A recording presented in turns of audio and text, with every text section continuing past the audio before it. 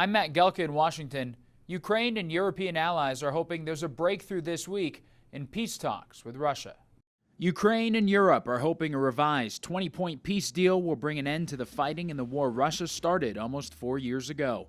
Ukraine's President Volodymyr Zelensky wrote on X Wednesday he'd be talking with U.S. officials, and this week may bring news for all of us and for bringing the bloodshed to an end. Zelensky has spent the last few days meeting with European allies.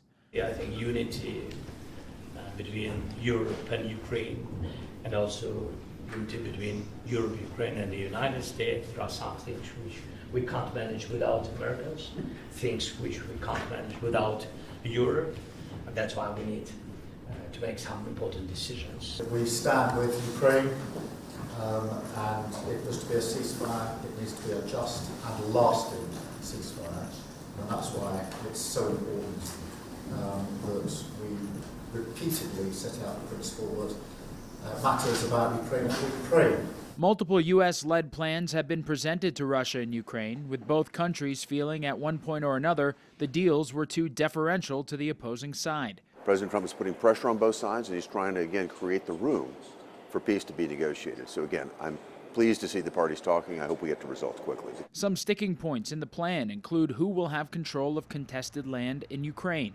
security guarantees to prevent another Russian invasion, and Ukrainian elections that have been postponed because of the war. President Trump pressured Zelensky to accept the deal during an interview released this week from Politico. Russia has the upper hand, and they always did. They're much bigger.